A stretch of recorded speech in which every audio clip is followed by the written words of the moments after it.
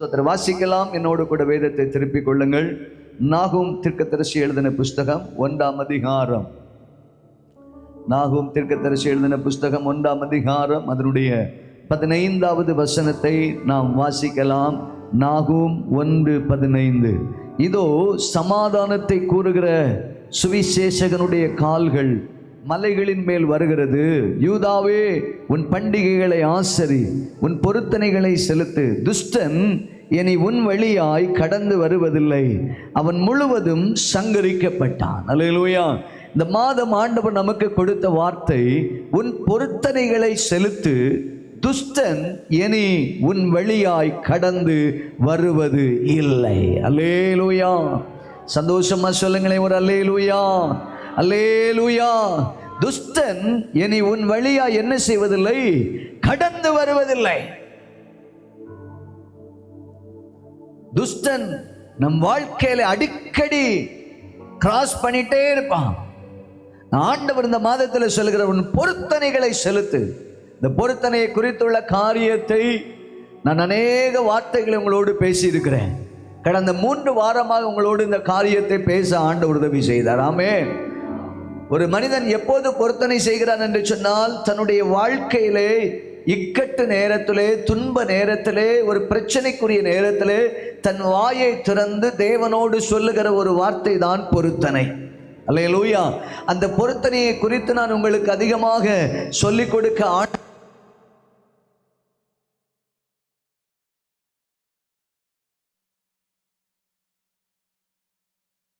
அநேக பொருத்தனைகளை உங்களுக்கு காண்பித்து, சில நேரத்திலே நாம் செய்கிற பொருத்தனைகள் நமக்கு ஞாபகமே இருக்காது. அது நமக்கு மறந்தே போயிடும். சில நேரத்தில் அப்படிதான் நம்ம மறந்துடுவோம். யாக்கோபு அப்படிதான் மறந்த ஒரு பொருத்தனையை 24 ஆண்டுகள் கழித்து கர்த்தர் அவனுக்கு அதை அவன் ஞாபகப்படுத்தினார். கர்த்தர் அவனுக்கு அதை உணர்த்தினார். அவன் அந்த பொருத்தனையை நிறைவேற்றின போது ஆண்டவர் அவனை ஆசீர்வதித்தார். அல்லேலூயா. ஆகவே நம்முடைய வாழ்க்கையிலையும் நாம் நம்முடைய பொருத்தனைகளை செலுத்த வேண்டும் என்றும் சொல்லி, ஆமென். இந்த பொருத்தனை யாருக்கு செலுத்துகிறோம் என்றால், உன்னதமானவருக்கு, சர்வ வல்லவருக்கு செலுத்துகிறோம். அந்த பொருத்தனைகளை கர்த்தருடைய ஆலயத்திலே கொண்டு வர வேண்டும் என்றும், பொருத்தனை செய்த பிறகு அதை குறித்து என்ன செய்யக்கூடாது? யோசிக்க கூடாது. யோசித்தால் அது மனிதனுக்கு எப்படியாக இருக்கும்? கண்ணியாக இருக்கும் என்று சொல்லி அநேக காரியங்களை உங்களுக்கு வேதத்திலிருந்து சுட்டி காண்பித்து, வேதத்திலே மனிதர்கள் செய்த சில பொருத்தனைகளை உங்களுக்கு ஆதாரமாக எடுத்து காண்பிக்க ஆண்டவர் உதவி செய்தார். ஆமென். 5 காரியங்களை உங்களுக்கு இதுவரைக்கும் போதிக்க தேவன் அடியனுக்கு உதவி செய்தார். இந்த காலவெளியில் இன்னொரு 3 காரியங்களை நாம் தியானிக்க தேவன் நமக்கு கிருபை தருவாராக. அல்லேலூயா. முதலாவது சொல்லிக் கொடுத்தேன், தூக்கத்திலே ஒரு பொருத்தனை. அல்லேலூயா.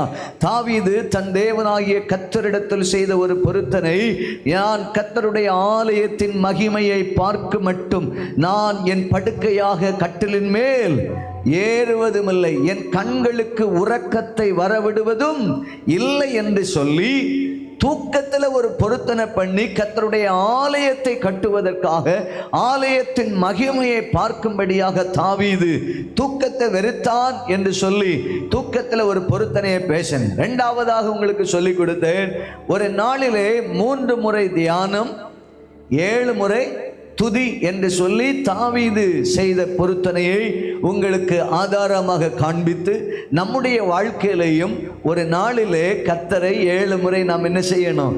துதிக்க வேண்டும். 3 முறை வேத தியானம் இருக்க வேண்டும் என்று சொல்லி உங்களுக்கு காண்பிக்க ஆண்டவர் உதவி செய்தார். எத்தனை பேர் அதை நிறைவேற்றீங்கன்னு எனக்கு தெரியாது. ஆனால் பரலோகத்துக்கு வரும்போது இந்த வார்த்தைகள் நிச்சயம் உங்களை நியாயம் தீர்க்கும். அல்லேலூயா. அதில் எந்தவித சந்தேகமும் இல்லை. தாவீதுடைய பொருத்தனை கண்களுக்கு தூக்கம் வர விடுவதில்லை. அதற்கப்புறம் சொல்லுகிறான், 3 முறை தியானம், 7 முறை துதி என்று சொன்னது மட்டுமல்ல, 3வது வார்த்தையிலே ஒரு பொருத்தனை. அல்லேலூயா. நான் என் வாய் மீறாதபடிக்கு தீர்மானம் பண்ணினேன் என்று சொல்லி, தேவையில்லாத வார்த்தைகளை பேசுவதற்கு, அநேக வார்த்தையினால் தான் பாவமே பிறக்கிறது என்று அவன் உணர்ந்தபடியினால், வாய்க்கு காவல் வையும் என்று சொல்லி, வாய்க்கு கடிவாளம் போடும் என்று சொல்லி, தன் தேவனாகிய கர்த்தரிடத்தில் என் வார்த்தையிலே ஒரு பொருத்தனை பண்ணுகிறேன் என்று சொல்லி பொருத்தனை பண்ணான். அல்லேலூயா. நம்முடைய வாழ்க்கையிலையும் அப்படி ஒரு பொருத்தனை தேவை. ஆமென். சொல்ல மாட்டேன். ரொம்ப நேரம் பேசக்கூடாது. தேவையில்லாத வார்த்தைகளை நம்ம வாயில் என்ன செய்யக்கூடாது, பேசவே கூடாது. அநேக பிரச்சனைகளுக்கு தீர்வு பேசாமல் இருக்கிறது தான். ஆமென். அநேக பிரச்சனைகளுக்கு தீர்வு என்ன? அதனால பக்கத்தில் பார்க்குறவங்கள்ட்ட பேசாமல் இருக்கிறது இல்லை, அந்த இல்லை. அதனால நான் ரொம்ப பரிசுத்தவான்னு சொல்லி அப்படியே ஊமை மாதிரியே நடந்துடாதே, பரலோகமே போக மாட்டிய. ஆமென் சொல்ல மாட்டேன். அல்லேலூயா. தேவையில்லாத வார்த்தை பேசக்கூடாது, கெட்ட வார்த்தை பேசக்கூடாது, தூஷணமான வார்த்தை கூடாது பேசக்கூடாது, கோள் குண்டனியான வார்த்தைகள் பேசக்கூடாது. அல்லேலூயா. அப்படிப்பட்ட வார்த்தைகளை பேசக்கூடாது என்று சொல்லுகிறேனே தவிர யார்ட்டையும் பேசாதீங்கன்னு சொல்ல வரல. ஆமென். ஸ்தோத்திரம். நான்காவதாக சொன்னேன், யாருக்கும் நான் என்ன செய்ய மாட்டேன், இடரலா இருக்க மாட்டேன் என்று ஒரு பொருத்தனை. பவுலுடைய வாழ்க்கையிலே என்னால யாருக்கும் எந்த இடரல் என்ன செய்யாது, வராது. எந்த ஆத்துமாவுக்கு நான் ஒரு இடரலாய் இருக்க மாட்டேன் என்று ஒரு பொருத்தனை என்று சொன்னேன். ஐந்தாவது, கண்களிலே ஒரு பொருத்தனை. யோபு சொல்லுகிறான், கண்களோடு உடன்படிக்கை பண்ணின பிறகு ஒரு கன்னிகையின் மேல் நினைவாய் இருப்பது எப்படி? நம்ம டேனியல் இப்போ ஷைனியோட ஒரு பொருத்தனை பண்ணியிருக்கிறான். இது வரைக்கும் அவன் கண்ணு அவன் மேலே நினைவா இருந்துச்சு. இனி வேற யார் மேலே அவனுக்கு என்ன செய்யக்கூடாது, சொல்ல மாட்டேன்றியான. ஸ்தோத்திரம். அல்லேலூயா.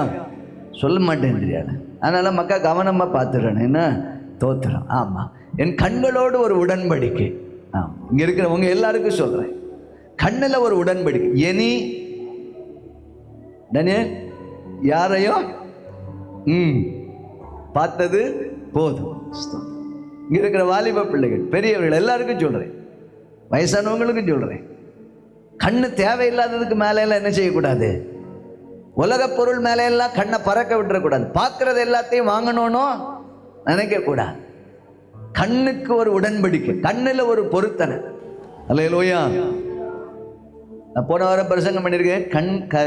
கண்ணின் வழியில், உன் நெஞ்சின் வழியில், உன் கண்ணின் காட்சியில் நட, ஆனாலும் தேவன் இதை எல்லாவற்றையும் எங்கே கொண்டு வந்து நிறுத்துவார், நியாயத்தில் நிறுத்துவார்னு சொல்லியிருக்கிறேன்.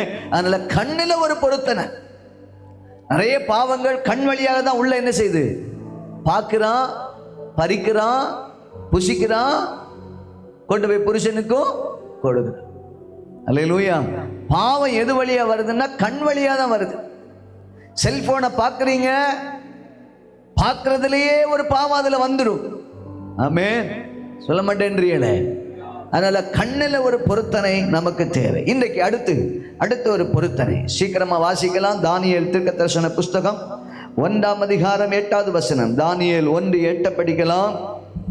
தானியேல் 1:8, 1028வது பக்கம்.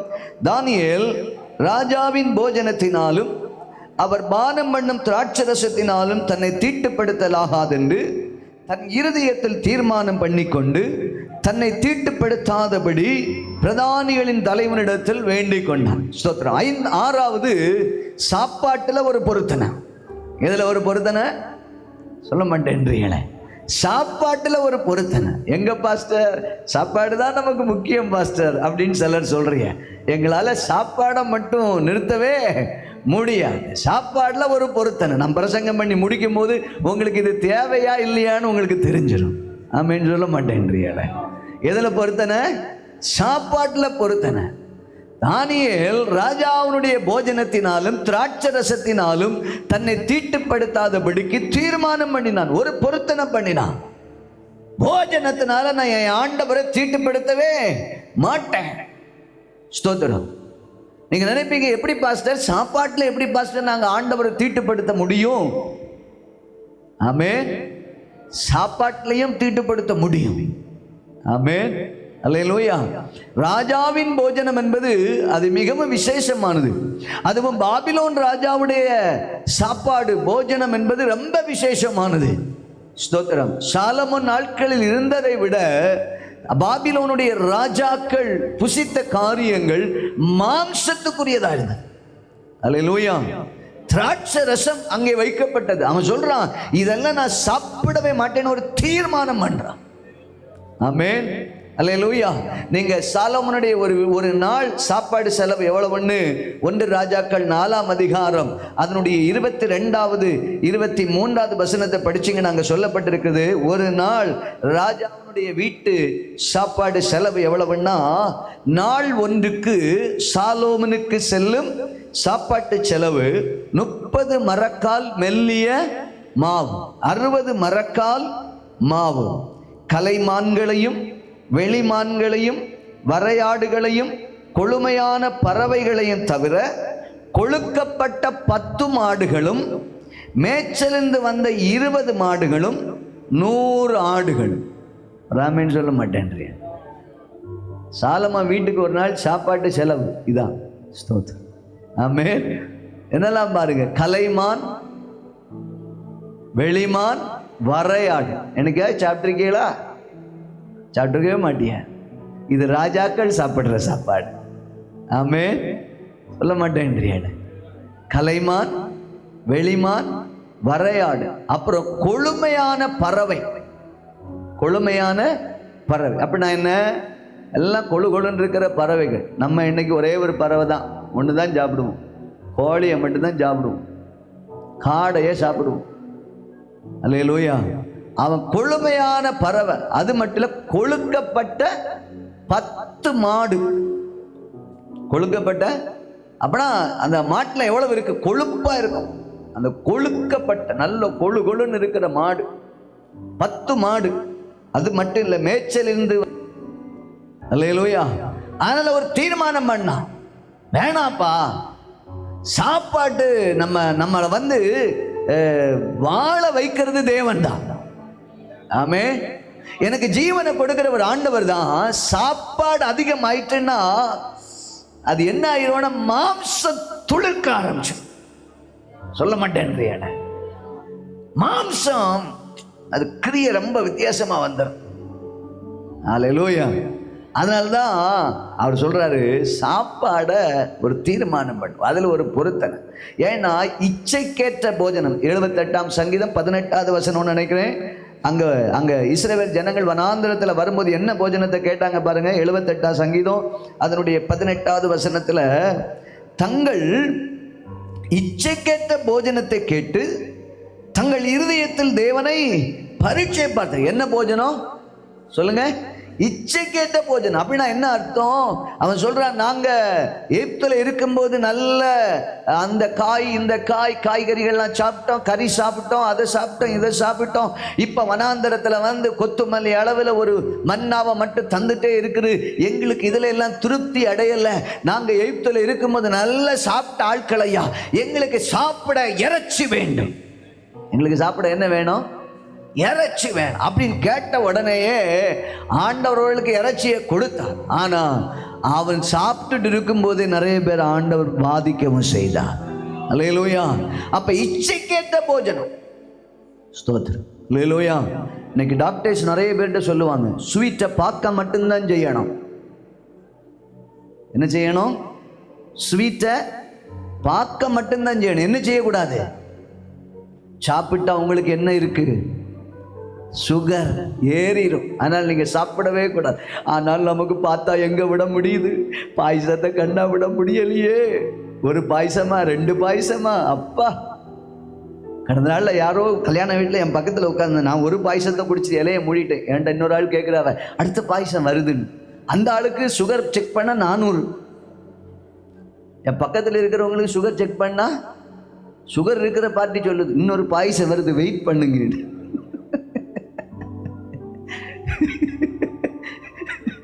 பிரதர் தானா? யாருன்னே எனக்கு ஞாபகம் வரல. டப்பு சுகர் நிறைய இருக்கு, அடுத்த பாயசத்துக்கு வெயிட். நம்மளால கண்ட்ரோல் பண்ணவே முடியாது. அல்லேலூயா. சில நேரம் அப்படித்தான், சாப்பாடு மட்டும் நம்மளால வெறுக்க முடியாது. ஹை கொலஸ்ட்ராலா இருக்கும். எப்படி சொல்ல மாட்டேன்? ஹை கொலஸ்ட்ராலா இருக்கு. அவன் எழுப்பி ஓடிட்டான். ஹை கொலஸ்ட்ராலா இருக்கும். ஆனா என்ன செய்ய முடியாது? சொல்ல மாட்டேன். பீஃபை சாப்பிடாம, மட்டன் ஒரு பிடிக்காம ஆமாம், கல்யாண வீட்டுக்கு போனால், விருந்து வீட்டுக்கு போனால், மட்டன், வைப்பா, வை, ஒரு கரண்டி கூட வை. ஆமாம், ஸ்தோத்திரம், அல்லேலூயா. அநேக நேரத்தில் நம்ம அப்படி தான் கேட்குறோம், கொஞ்சம் கூட வை, ஏன்னா அது நமக்கு பிடிக்கும். நான் கறி எடுக்க போனேன்னா எப்படி எடுப்பேன்னா, இந்த எலும்போடு சேர்ந்து கொழுப்பு இருக்கணும். என்ன இருக்கணும்? கொழுப்பு இருக்கணும். அப்போ தான் கறி டேஸ்ட்டாக இருக்கும். வெறும் இந்த தொடக்கறியை வாங்கிட்டு வந்தீங்கன்னா சக்கையாக இருக்கும், அதில் ஒரு டேஸ்ட்டே இருக்குது. ஆனால் நான் எப்போவுமே கொழுப்பு சேர்ந்த கறி தான் வாங்குவேன். ஆனால் நேற்றுக்கு ராத்திரி படிக்கும்போது பைபிள் ஆண்டவனுக்கு சொல்லி கொடுத்தாரு, கொழுப்பை நீ புசிக்கவே, நீ ரொம்ப கொழுப்பு புசிக்கிறனால தான் உனக்கு கொலஸ்ட்ரால் ஏறிட்டு. எனக்கு இல்லை, கர்த்தர் நல்லவர். நீங்கள் எனக்கு கொழுப்பு ஏறி இருக்குன்னு நினச்சிடாதீங்க, கர்த்தர் நல்லவர். 2 வாரத்துக்கு முன்னாடி தான் செக் பண்ணியிருக்கேன், ஒன்றும் பிரச்சனை இல்லை. அல்லேலூயா, தோத்திரம். வயசு 50 ஆகிடுச்சு, ஆனாலும் டிசம்பரில் அடுத்த வருஷம் அடுத்த மாதத்தோட 50 முடிச்சிடுறேன். ஆனாலும் கர்த்தர் நல்லவர். ஆமென். ஆனால் நேற்றைக்கு படிக்கும்போது பார்த்தீங்கன்னா, லேவியராகமம் 7ஆம் அதிகாரம் படிங்க. லேவியராகமம் 7ஆம் அதிகாரம் 23வது வசனத்திலிருந்து 25வது வசனம் வரைக்கும் படிக்கும்போது, லேவியராகமம் 7ஆம் அதிகாரம் 23லிருந்து 25 வரைக்கும் படித்தா, நீ இஸ்ரவேல் புத்திரரோடு சொல்ல வேண்டியது என்னவென்றால், மாடு, ஆடு, வெள்ளாடு, இதெல்லாம் சொல்லுங்க. மாடு, ஆடு, வெள்ளாடு, இதனுடைய கொழுப்பை நீங்கள் புசிக்கலாகாது. அப்புறம் தானாய் செத்த மிருகத்தின் கொழுப்பையும் பீருண்ட மிருகத்தின் கொழுப்பையும் பலவித வேலைகளுக்கு வழங்கலாம், ஆனாலும் நீங்கள் அதை புசிக்கலாகாது. கர்த்தருக்கு தகன பலியாக செலுத்தப்படும் மிருகத்தின் கொழுப்பை புசிக்கிற எந்த ஆத்துமாவும் தன் ஜனங்களில் இராதபடிக்கு அறுப்புண்டு போவான். பக்கத்தில் கை கூடி சொல்லுங்க, கொழுப்பு சாப்பிட வேண்டாம். கொழுப்பு சாப்பிட்டு தான் கொலஸ்ட்ரால் நமக்கு அதிகமாக. இன்னைக்கு எல்லாருக்கும் பார்த்தீங்கன்னா ஒரு பெரிய பிரச்சனை என்னது? Cholesterol, high cholesterol. டாக்டர் சொல்றாங்க, நம்ம தின்றதையும் தின்னுட்டு காலையில் எழுப்பி நடக்க சொல்லுவாங்க. எப்படி? வாயை கட்டுப்படுத்தாதனால நம்ம காலையில் எழுப்பி என்ன செய்ய வேண்டியது இருக்கு? நடக்க வேண்டியிருக்கு. இன்னைக்கு யாருக்கு செக் பண்ணி பாருங்க. இப்போ முன்னாடி எல்லாம் கேட்டாங்க, எப்படி சோமா இருக்கியால, எப்படி இருக்கு பிள்ளைகள், இப்போ எப்படி தெரியுமா விசாரிப்பாங்க? எப்படி உங்களுக்கு சுகர் எப்படி இருக்கு? சுகர் குறைவுண்டா? எவ்வளவு சுகர் இருக்கு? உங்களுக்கு கொலஸ்ட்ரால் எப்படி இருக்கு? பார்த்துருக்கீங்களா? நிறைய பேர் விசாரிக்கும் போது சோமா இருக்கியாளா அப்படி கேட்ட காலம் போய் இப்போ எப்படி கேட்குறாங்க? சுகர் பரவாயில்லையா, கொலஸ்ட்ரால் பரவாயில்லையா, ஒன்றும் பிரச்சனை இல்லையா, இப்படி தான் கேட்குறாங்க. அல்லேலூயா, ஸ்தோத்திரம். கொழுப்பை சாப்பிடக்கூடாதான். ஆமென். அதனால்தான் நீதிமொழிகள் 23:2 படிக்கும்போது இப்படி சொல்லப்பட்டிருக்குது. நீதிமொழிகள் 23:2 படிக்கும்போது, நீ போஜன பிரியனா இருந்தால் உன் தொண்டையில் என்ன வச்சிரு? சொல்ல மாட்டேன்றீங்களே, கத்திய வச்சிரு. நீ போஜன பிரியனா இருந்தால் உன் தொண்டையில கத்தியவை. என்னங்க சொல்றீங்க பாஸ்டர்? இப்படி எல்லாம் பேசலாமா பாஸ்டர்? வாழ்றதே ஒரு சான் வயிற்றுக்கு தானே பாஸ்டர். நிறைய பேர் சொல்லுவாங்க, நம்ம வாழ்றதே எதுக்கு தான்? ஒரு சான் வயிற்றுக்கு தான், சாப்பிட்றதுக்கு தானே பாஸ்டர். அப்புறம் ஏன்? அல்லேலூயா. போஜனம் சாப்பிட்றது தப்பு இல்லை. நீங்க யாரா இருக்கக்கூடாதான்? போஜன பிரியனா இருக்கக்கூடாது. போஜன பிரியனா இருந்தால் தொண்டையில் என்ன வைக்கணுமா? கத்திய வைக்கணும். அடுத்து சொல்லுகிறார், அதே 23ஆம் அதிகாரம் 21வது வசனத்துல, குடியனும் போஜன பிரியனும் சரித்திரர் ஆவார்கள், தூக்கம் கந்தைகளை உடுத்துவிக்கும். குடியனும் போஜன பிரியனும் என்ன ஆவானா? பக்கத்தில் கை கொடு சொல்லுங்க. குடிக்கிறவன் ஒரு நாளும் வழங்க மாட்டான், போஜன பிரியனும் ஒரு நாளும். அல்லேலூயா. போஜன பிரியனும் தரித்திரனாவான. சில நேரம் நம்ம யோசிக்க வேண்டியதுதான், நல்லா சாப்பிடணும், நல்லா சாப்பிடணும், நல்லா சாப்பிட்றோம், அதுவே நம்மளை எங்க கொண்டு போயிருது? சொல்ல மாட்டேன்றியான தரித்திரத்துக்கு கொண்டு போயிரு. அதுக்காக பாஸ்டர் இப்படியெல்லாம் சொல்லிட்டார், நம்ம சாப்பிடக்கூடாதுன்னு சொல்லி பட்டினி கிடந்துடாதீங்க. ஸ்தோத்திரம், அல்லேலூயா. அதுக்காக கஞ்சம் பிடிச்சி சாப்பிடாம சேர்த்து வச்சிடாதீங்க, அதுவும் உங்களுக்கு உதவாது. தேவைக்கு சாப்பிடணும். போஜன பிரியனா இருக்கக்கூடாது. சாப்பாடு தான் எனக்கு அப்படின்னு சொல்லிட்டு. ஸ்தோத்திரம், அல்லேலூயா. சொல்லுங்க பார்க்கலாம். இப்போ முட்டை சாப்பிடலாம், நான் எல்லாம் ஒரு நேரம் 4 முட்டையெல்லாம் சும்மா அடிச்சிருவேன். ஆனால் கொலஸ்ட்ரால் ஒன்றும் இல்லை, அதனால ஸ்தோத்திரம். ஆனால் இப்போ தோணுது, என்னை 4 எப்படி ஆக்கணும் சொல்ல மாட்டேன்ட்டு 2 ஆக்க, 4 2 ஆக்க, அப்படி சாப்பிட்றோம். ஏன்னா நம்ம சோறு ரொம்ப எடுக்க மாட்டோம், அதுக்காக கறி எடுக்கிறது மீன் எடுக்கிறேன்னு வரும்போது கொஞ்சம் எக்ஸ்ட்ரா எடுக்கிறோம். அல்லேலூயா. அப்போ போஜனத்தில் பிரியனாக இருக்கக்கூடாது. சாப்பாடு தான் எனக்கு கதி, சாப்பாடு தான் எனக்கு அப்படி இருக்கக்கூடாது, தவிர வயிற்றுக்கு தேவையான அளவு சாப்பிடணும். ஆமென். ஒருத்தர் சொல்லும்போது சொல்லியிருக்கிறாரு, காலையில் ராஜா மாதிரி சாப்பிடணுமா. காலையில் எப்படி சாப்பிடணுமா? ராஜா மாதிரி சாப்பிடணும். மத்தியானம் மந்திரி மாதிரி சாப்பிடணும். மத்தியானம் எப்படி சாப்பிடணும்? மந்திரி மாதிரி சாப்பிடணும். ராத்திரி பிச்சைக்கார மாதிரி சாப்பிடணும். அல்லேலூயா. ஸோ நீங்கள் டாக்டர்கிட்ட போனால் சொல்லுவாங்க, அரை வயிறு சோறு தான் என்ன செய்யணும். எப்போவுமே வயிறு நிறைய என்ன செய்யக்கூடாது, சாப்பிடக்கூடாது. அரை வயிறு கொஞ்சம் கொஞ்சமாக தான் சாப்பிடணும்னு சொல்கிறாங்க. அதுதான் ஹெல்த்துக்கு நல்லதுன்னு சொல்கிறாங்க. ஆனால் இன்னொருத்தர் சொல்லும்போது சொல்கிறாரு, fasting is a good medicine சொல்கிறார். உபவாசம்தான் ஒரு மனுஷனுக்கு ரொம்ப நல்ல மருந்தான். அல்லேலூயா. ஏன் நம்ம வாரத்தில் சனிக்கிழமை உபவாச ஜெபம் வச்சுருக்கோம் தெரியுமா? அது உங்களுக்கு ஒரு மருந்து. அன்னைக்கு முழுக்க முழுக்க உருண்டையை உள்ளே போட்டுட்டு தான் சில ஆளும் வந்து உட்கார்ந்துருப்பாங்க. உங்களுக்கு புரியலைன்னு நினைக்கிறேன். சரி, சில நேரம் முடியாட்டி சாப்பிட்டுட்டு வந்தால் பரவாயில்லை, தோத்துரும். நல்ல சோமா இருக்க ஆளுகளை என்ன செய்கிறாங்க, வாரத்தில் ஒரு நாள் என்ன இருக்கணும், ஃபாஸ்டிங் இருக்கணும். ஒரு நாள் ஃபாஸ்டிங், அதாவது 3 வேளை. அது ஒரு வாரத்தில் நீங்கள் அதை 3 நேரம் ஆக்கிடணும். ஸ்தோத்திரம். ஒரு நேரம் காலையில் ஃபாஸ்டிங் இருக்கணும், ஒரு நேரம் மத்தியானம் ஃபாஸ்டிங் இருக்கணும், ஒரு நேரம் ராத்திரி ஃபாஸ்டிங் இருக்கணும். வாரத்தில் ஒரு நாள் ஃபாஸ்டிங் இருக்கிறது நமக்கு நல்லது. அதனால் ஃபாஸ்டிங் இருந்துட்டு ஊர் சுற்றிட்டு இருக்கக்கூடாது. ஃபாஸ்டிங் இருந்தால் உட்காந்து என்ன செய்யணும், ஜெபம் பண்ணணும். அது வேற பிரச்சனை. நம்ம ஆட்கள் பட்டினியே கடந்துட்டு நாங்கள் உபவாசிக்கிறோன்னு பிரயோஜனமே இல்லை. அல்லேலூயா. ஃபாஸ்டிங்கா ஒன்றில் சர்ச்சில் வந்து முழங்கால் போடுங்க, இல்லையா வீட்டில் ஒரு இடத்துல உட்காருங்க. ஸ்தோத்திரம். நான் அங்கே அந்த வேலை இந்த வேலை, ஆனால் நான் இன்னைக்கு என்ன செய்யலை, காலையில் சாப்பிடலை. அதனால் அது ஃபாஸ்டிங் கணக்கில் என்ன செய்யாது, வராது. அது பட்டினி, அது பட்டினி. ஸ்தோத்திரம். அல்லேலூயா. அதனால் நிறைய வியாதிகளுக்கு மருந்து சாப்பாடை கொஞ்சம் குறைக்கிறது, சாப்பாடை கொஞ்சம் குறைக்கிறது. அல்லேலூயா.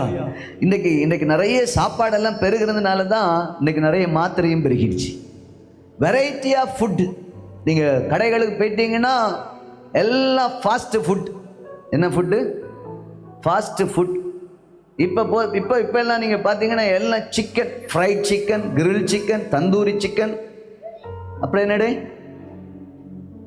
என்ன சிக்கன், பெரி பெரி சிக்கன். டக்குன்னு எனக்கு வாயில் வரலடே, சொல்லுங்க. Dragon chicken, chicken lollipop, chicken finger, என்னென்னமோ இருக்குங்க. அல்லேலூயா. இப்போ நீங்கள் சாப்பாடெல்லாம் அதிகமாக கூடி போச்சு, எங்கே பார்த்தாலும் ஹோட்டலும் பெருகி போச்சு.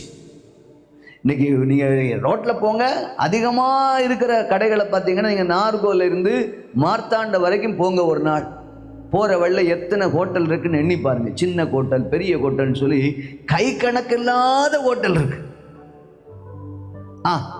டாக்டர் சொல்கிறாங்க, ஹாஸ்பிட்டலும் அப்படித்தானா, ஹோட்டலும் பெறுவது, லைனில் ஹாஸ்பிட்டலும் பெறுவது. ஏன்னா சாப்பாடு பெருக பெருக மனுஷனுக்கு வியாதியும் பெருகிட்டு இருக்குது.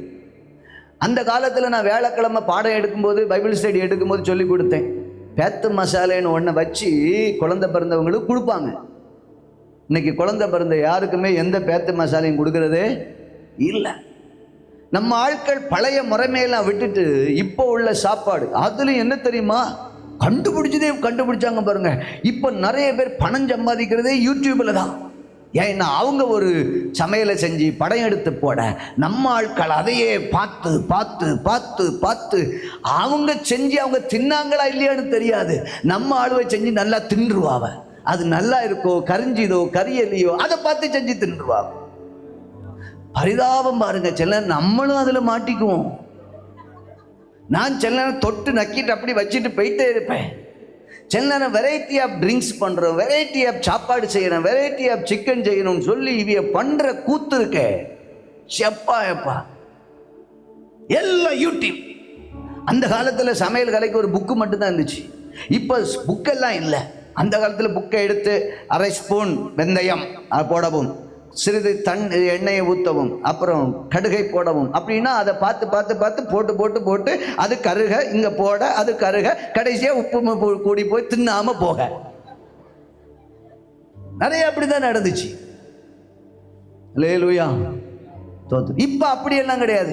ஒரு பக்கம் இந்த கிச்சனுக்கு மேல, கேஸ் அடுப்புக்கு மேல அங்க வச்சிருப்பாங்க, அங்க சொல்லுவாங்க எண்ணெயை ஊற்றவும், இங்க எண்ணெயை ஊற்றவும். கண் அங்கே இருக்கும், இங்கதான் ஊத்து. அல்லேலூயா. எதையும் உருப்படியா சமைச்சதில்லை.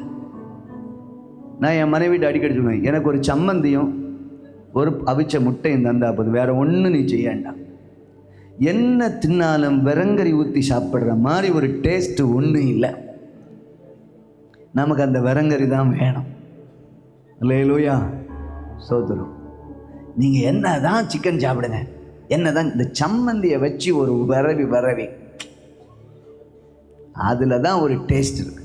அது உடம்புக்கு எந்த கேடுமே கிடையாத சாப்பாடு. நம்ம ஆட்கள் அதை பண்ணுறோம் இதை பண்ணுறோம்னு சொல்லி சாப்பாடு கூட கூட, ஹோட்டல்கள் கூட கூட, ஹாஸ்பிட்டல்கள் என்ன செய்யுது, கூடிக்கிட்டே இருக்கு. மனுஷனுக்கு ஆயுசு குறைஞ்சிக்கிட்டே இருக்குது, பலன் இல்லாம போச்சு. அந்த காலத்துல ஒரு பழைய கஞ்சை எடுத்து வச்சு ஒரு துண்டு கருப்பட்டியை வச்சு அடிப்பாங்க பாருங்க. நம்ம ஆட்களுக்கெல்லாம் இன்னைக்கு பழைய கஞ்சி குடிச்சா ஜலதோஷம் பாஸ்டர், இருமல் வருது பாஸ்டர், தும்மல் வருது பாஸ்டர், ஒத்து வராது பாஸ்டர். பழைய கஞ்சை இன்னைக்கு இல்லை. அதனால இப்ப கேரளாவில எல்லாம் போனீங்கன்னா மண் சட்டி கஞ்சின்னு வச்சிருப்பான். நம்ம ஆட்கள் அங்க போய் உட்காந்து நக்கிட்டு இருப்பாங்க. வீட்டில் செய்ய மாட்டாங்க, சட்டியில உட்காந்து என்ன செய்வாங்க. ஆமா, கலங்க மீன் நல்லா இருக்குன்னா அவன் வீட்டில் வச்சு சாப்பிடணும். இது இப்ப ஹோட்டல்லே வந்துடுச்சு.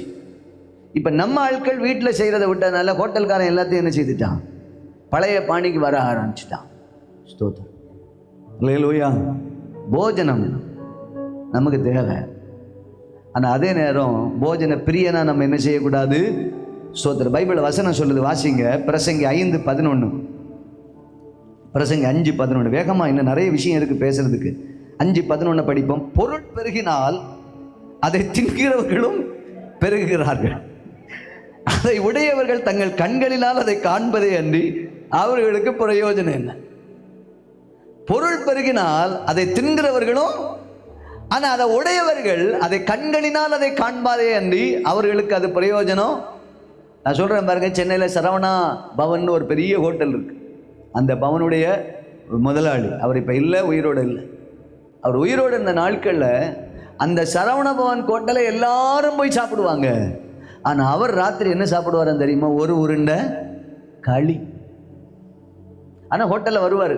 நான் சென்னையில் இருக்கிற நாட்கள் அங்கெல்லாம் வருவார், வந்து பார்ப்பார், எல்லாம் சாப்பிட்றது பார்ப்பார். செம்ம டேஸ்டா இருக்கும், சரியான கூட்டமா இருக்கும். நீங்க ஈவன் நம்ம உலகம் முழுதும் இப்ப ஹோட்டல் சரவண பவன் இருக்கு. ஏன்னா அது எல்லா இடத்துலையும் ஃபேமஸ், வெளிநாட்டில் கூட இருக்கு. ஆனா அதனுடைய ஓனருக்கு ராத்திரி என்னதுதான், களி. பொருள் பெருகினால் அதை தின்கிறவர்களும் பெருகுவார்கள், ஆனா அதை உடையவர்கள் அதை காண்பார்களே அன்றி அவர்களுக்கு ஒரு பிரயோஜனமும். நம்ம ஆட்கள் அப்படிதான், ஸ்வீட் வாங்கிட்டு வருவாங்க. புரியுதா? ஸ்வீட் வாங்கிட்டு வருவாங்க, வீட்டுக்கு வாங்கிட்டு வருவாங்க. பிள்ளைகள் தின்னு அப்பா பார்த்துட்டு இருப்பாரு. பணியாரம் வாங்கிட்டு வருவாங்க, அதிரசம். புரியலையோ உங்களுக்கு? இன்னும் சிக்கன் வாங்கிட்டு வருவாங்க, மட்டன் வாங்கிட்டு வருவாங்க. ஆனா அவங்க என்ன செய்ய முடியாது, ஏன்னா சுகர் பாஸ்டர், கொலஸ்ட்ரால், சும்மா ஒரு பீஸ் மட்டும் அப்படின்னு சொல்ல மாட்டேன்றீங்களே. நல்லா கவனிச்சுங்க. பொருள் பெருகினால் அதை தின்கிறவர்களும் பெருகுவார்கள். ஆமென். ஏன் நம்ம சாப்பிடுறோம் அப்படின்னா, ஜீவன் ஆண்டவர் கொடுக்கிறார். ஆமென். போஜனம், சாப்பாடு ஒரு மனிதனுக்கு ஜீவனை கொடுப்பதே இல்லை. சில ஆட்கள் சொன்னா வாழ்றதுக்கு சாப்பிடுறேன். நீ உன்னை வாழ வைக்கிறதே சர்வ வல்லமை உள்ள தேவன் தான். ஆனா சாப்பாடு ஒரு மனுஷனுக்கு என்ன கொடுக்குன்னா, பலன் கொடுக்குது. சாப்பாடு ஒரு மனுஷனுக்கு என்ன கொடுக்குது? வாசிங்க பார்க்கலாம். பிரசங்கி 10ஆம் அதிகாரம், பிரசங்கி புஸ்தகம் 10ஆம் அதிகாரம் 17வது வசனத்தை படிப்போம். பிரசங்கி 10:17. ராஜகுல மகனாயி பிரபுக்கள் வெறிக்க உண்ணாமல் பலன் கொள்ள ஏற்ற வேளையில் உண்கிறவளுமாய் இருக்கப்பட்ட தேசமே நீ பாக்கியம் உள்ளது. அல்லேலூயா.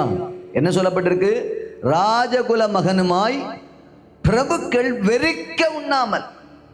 எப்படி சாப்பிடணுமா? பலன் கொள்ள ஏற்ற வேளையில சாப்பிடணும். பக்கத்தில் சொல்லுங்க, கண்ட நேரம் எல்லாம் சாப்பிடக்கூடாது. பக்கத்தில் கை குடிச்சு சொல்லுங்க, சும்மா கண்ட நேரம் எல்லாம் சாப்பிடக்கூடாது. சாப்பாட்டுக்குன்னு ஒரு நேரம் இருக்கு. ஆமே. நம்ம ஆட்கள் கண்டதையும் தின்னு குண்டன் ஆயிடுவாவ. எப்படி நம்ம ஆட்கள் எது? கண்டதையும் தின்னு. 4 மணிக்கு டீ குடிக்கும் போதே 4 முறுக்கு உள்ள போயிருக்கும்.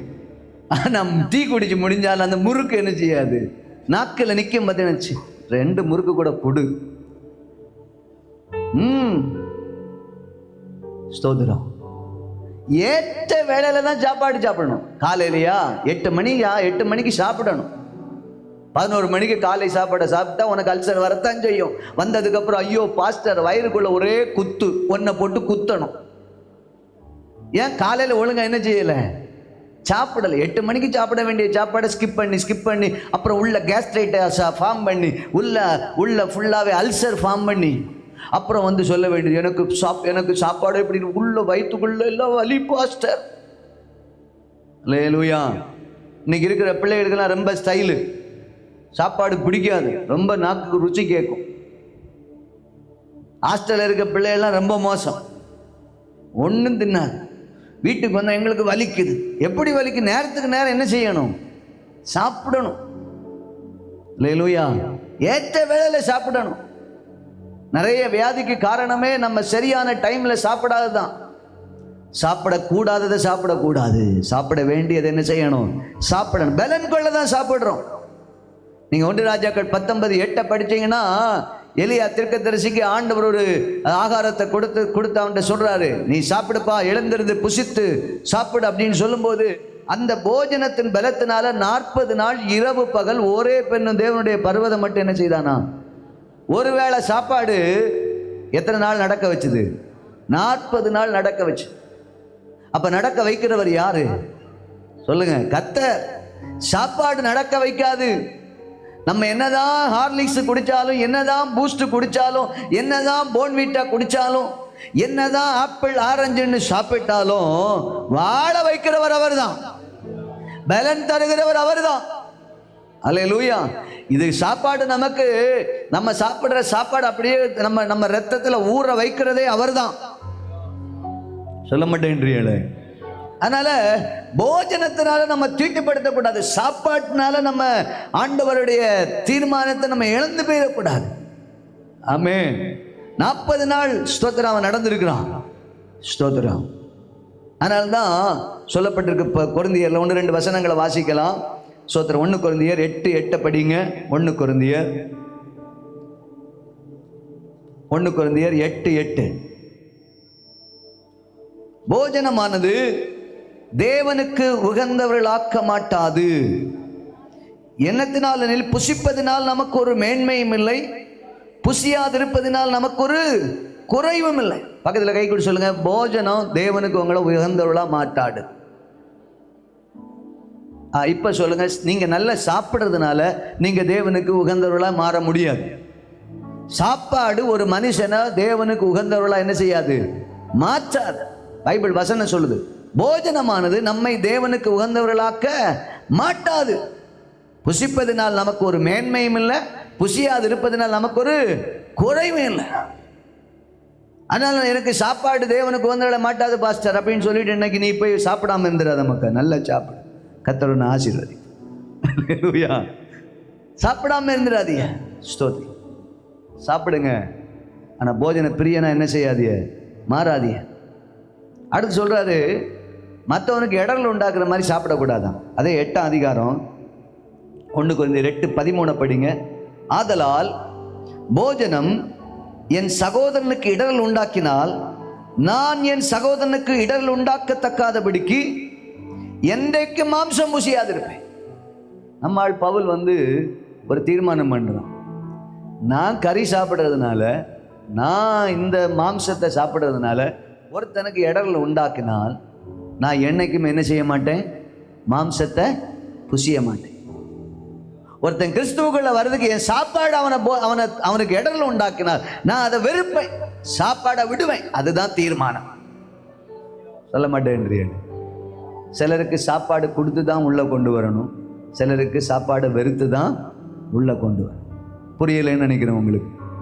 இயேசுநாதர் சாப்பாடு கொடுத்து தான் எல்லாரும் என்ன செய்தார்? உள்ளே கொண்டு வந்தார்.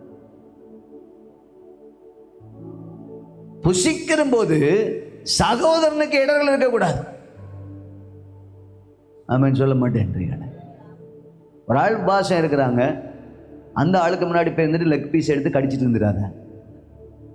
புரியலையோ? இப்போ வீட்டில் ஒரு ஆள் ஃபாஸ்டிங், நான் அம்மா சொல்கிறாங்க நான் ஃபாஸ்டிங், அப்பா சொல்கிறாங்க நான் ஃபாஸ்டிங். அன்னைக்கு சிக்கன் லெக் பீஸை கொண்டு வந்து எனக்கு சமைச்சு கொடுன்னு சொன்னால் அந்த அம்மா சமைக்கும் போது நாக்கில் என்ன செய்திடும்? சொல்ல மாட்டேன். சொல்லுங்க. நாக்கில் தண்ணி ஊறிட்டே இருக்கும், வாசனை மூக்குக்குள்ளே பேய்கிட்டே இருக்கும். அப்புறம் இவங்க சாப்பிட மாட்டாங்க, நீங்கள் சாப்பிடுவீங்க. மனசுக்குள்ளே தோணும், நம்ம சாப்பிடாத நாளாக பார்த்து இன்றைக்கி என்ன எடுத்துகிட்டு வந்திருக்கு? சொல்ல மாட்டேன்றீ, சிக்கன் எடுத்துகிட்டு வந்து. இனி கொஞ்ச நாள் கழித்து வரும் பாருங்க. கொஞ்ச நாள் சிலர்லாம் கறி சாப்பிடாமல் இருப்பாங்க, அதுக்கப்புறம் மறுபடியும் என்ன செய்திருவாங்க? கறி சாப்பிடு. இங்கே பைபிள் சொல்லுது, பவுல் சொல்கிறான், ஒருத்தனுக்கு இடரல் உண்டாக்கினால் நான் என் சகோதரனுக்கு இடரல் உண்டாகாதபடிக்கு என்னைக்கு நான் என்ன புசிக்க மாட்டேன்? மாம்சத்தை புசிக்க மாட்டேன். ரோமர் 14 அதிகாரம் படிங்க, அங்கே ஒரு வசனத்தை படிங்க. ரோமர் 14:2-3. ரோமர் 14:2-3 பைபிள் படிங்க, வசனம் படிங்க. 14:2. ஒருவன் எந்த பதார்த்தத்தையும் புசிக்கலாம் என்று நம்புகிறான், பலவீனனோ மரக்கறிகளை மாத்திரம் புசிக்கிறான். புசிக்கிறவன் புசியாதிருக்கிறவனை அற்பமாய் எண்ணாதிருப்பானாக. புசியாதிருக்கிறவனும் புசிக்கிறவனை குற்றவாளிகளாய் தீர்க்காதிருப்பானாக. தேவன் அவனை ஏற்றுக்கொண்டான். என்ன மாதிரி பவுல் சொல்றான் பாருங்க. ஒருவன் எந்த பதார்த்தத்தையும் புசிக்கலாம் என்று நம்புகிறான், பலவீனனோ என்ன புசிக்கிறான்? மரக்கறிகளை மாத்திரம் புசிக்கிறான். டாக்டர்கிட்ட போனா சொல்லுவாங்க, கறி சாப்பிடாதீங்க, என்ன சாப்பிடுங்க? காய்கறி சாப்பிடுங்க. நம்ம ஆட்கள் அதனால இப்ப நிறைய பேர் எதுக்கு மாறிட்டாங்க? காய்கறிக்கு மாறிட்டாங்க, வெஜிடேரியனாக மாறிட்டாங்க. நான் வெஜிடேரியன்லேருந்து வெஜிடேரியனுக்கு நிறைய காய்கறி சாப்பிட ஆரம்பிச்சிட்டான். அதனால் அவன் என்ன சொல்கிறான் பவுல்? புசிக்கிறவன் புசியாதிருக்கிறவனை அற்பமாய் எண்ணாதிருப்பான். அதனால் நம்ம ஆள் ஒரு புசிக்காட்டி புசிக்கிற ஆளை பற்றி எப்பா என்ன மாதிரி சாப்பிட்றான்? அல்லேலூயா சொல்ல மாட்டேன்றீங்க. சில ஆட்கள் புசிக்கவும் மாட்டாங்க, புசிக்கிறவன எனக்கு அப்படிப்பட்டவங்க எல்லாம் தெரியும். எனக்கு ஒரு மக இருந்தா அப்படிதான். புருஷன் நல்லா சாப்பிட்டா சாப்பிடாத சாப்பிடாத சாப்பிடாத, இவனும் சாப்பிட மாட்டா. சொல்ல மாட்டேன்றீங்க. புருஷனையும் சாப்பிட விட மாட்டான். நம்ம சாப்பிடாட்டி மேல சாப்பிட ஆழ்வளை என்ன செய்யுங்க? புசிக்கிறவன் புசியாதிருக்கிறவனை அற்பமாய் எண்ணாதிருப்பானாக. புசியாதிருக்கிறவனும் புசிக்கிறவனை குற்றவாளியாக தீர்க்காதிருப்பான். அப்ப பாரு தின்னு தின்னு கிடக்குது பாரு சாப்பாட்டு ராம, அப்படி சொல்லாதீங்க. நம்ம ஆட்கள் சார் சொல்லுவாங்க, ஏதாவது ஒன்று வச்சா இவனுக்கு வாங்கி போட்ட என்ன செய்யலை? ஆமா, இந்த வயசு 6-1 வயசு சாப்பிடுற வயசு தான், வருஷன் வயசு சாப்பிடுற வயசு. வாங்கி போட்ட இவங்க என்ன செய்துட்டு இருப்பாங்க? தின்னுட்டே இருப்பாங்க. வாங்கி போட்டு தான் ஆகணும். புசிக்கிறவன் புசியாது இருக்கிறவன் என்ன செய்யக்கூடாது? அற்பமா எண்ணக்கூடாது. புசியாது இருக்கிறவன் புசிக்கிறவனை குற்றவாளியை திருக்க. அதுக்காக யூரிக் ஆசிட் வச்சிருக்கிறவனை தின்னு தின்னு என்ன செய்யக்கூடாது? சொல்லக்கூடாது. அதுக்கு அதை சாப்பிடாம என்ன செய்திடணும்? கட்டடிச்சிடணும். கொலஸ்ட்ரால் இருக்கிறவங்கள மட்டனை கொடுத்து சாப்பிடு என்ன செய்யக்கூடாது? புரியலையோ? கொலஸ்ட்ரால் இருக்குன்னா அவங்களுக்கு நீங்க மட்டன் கறியை வச்சு சாப்பிடு என்ன செய்யக்கூடாது? அவனுக்கு என்னதான் கொடுக்கணும்? மரக்கறி தான் கொடுக்கணும். சுகர் இருக்கிற ஆள்கிட்ட லட்டை காட்டிக்கலாம், லட்டை என்ன செய்யக்கூடாது? கொடுக்க கூடாது. பார்க்க மட்டும் கொடுக்கலாம், ஆனால் சாப்பிட என்ன செய்யக்கூடாது? கொடுக்க கூடாது. அதுக்காக அவங்கள நம்மளை அற்பமா எண்ணலாமா? எண்ணக்கூடாது. குற்றவாளியா தீர்க்கலாமா? தீர்க்கக்கூடாது. பைபிள் தெளிவாக சொல்லி அவனை குற்றவாளி என்ன செய்யாத? தீர்க்காத. நான் சில நேரம் பேசும்போது உங்களை பேசின போலயே இருக்கும், அதுக்காக உங்களை தான் பேசுறேன்னு நீங்க நினைச்சிடக்கூடாது. பாஸ்டர் உள்குத்து போடுறான்னு நினைச்சிடக்கூடாது. இது உள்குத்து இல்லை, வெளிக்குத்து இல்லை, இது வசன குத்து. ஆமேன். வரமாட்டேங்குதே. சில சமயம் பாஸ்டர் என்னதான் குத்தி பேசுறாரு, இது யாரையும் குத்துற, இது வசன குத்து. வசனத்தில் சொன்னதை சொல்றேன். சில ஆட்கள் சாப்பிட மாட்டாங்க பாருங்க. அவங்க சாப்பிடாதவங்களை பார்த்து என்ன மாதிரி சாப்பிட்றாங்க? நீ சாப்பிட்டா என்ன? சாப்பிட்ற ஆட்கள் சாப்பிடாத ஆளை பற்றி இது ஒன்றும் சாப்பிடாது. ஆமென். சொல்ல மாட்டேன்றீங்களே, ஒரு அல்லேலூயா சொல்லுங்களேன். போஜனம் ஒரு மனுஷனை வழி நடத்தாது, தேவன் தான் ஒரு மனுஷன் நடத்துகிறார். சாப்பாடு தேவை, அது நமக்கு பலன் கொடுக்குது. நம்ம வாசித்தோம், பலன் கொள்ள ஏற்ற வேளையிலே ஆகாரம் புசிக்கணும்னு சொல்லிட்டு. ஆனால் பைபிளில் புசிக்காமலே நிறைய பேர் வாழ்ந்துருக்கிறாங்க. அல்லேலூயா. நீங்கள் மோசேயை படிச்சிங்கன்னா 40 நாள் இரவும் பகலும் தண்ணீர் குடியாமல் புசியாமல் 40 நாள் இருந்திருக்கிறான். 3 முறை உபாகமம் 9:9, உபாகமம் 9:18, உபாகமம் 9:25 3 வசனத்தையும் படிச்சிங்கன்னா 40 நாள் வச்சு தண்ணி குடிக்கலை, அப்போ புசிக்கலை, சாப்பிடாமலே இருந்திருக்கிறான். இயேசு 40 நாள் சாப்பிடாம வனாந்தரத்தில் இருந்தார். அவர் ஒன்றும் புசியாது இருந்தார் அப்படின்னு லூக்கா 4 படிக்கிறோம். அப்போ நான் சொல்கிறேன் உங்களுக்கு, சாப்பாடு தான் ஒரு மனுஷனை வாழ வைக்கணும்னு இல்லை, சாப்பிடாமல் இருந்தாலும் அவனை உயிரோடு வைக்க கர்த்தர் வல்லமை உள்ளவராக இருக்கிறார். அல்லேலூயா.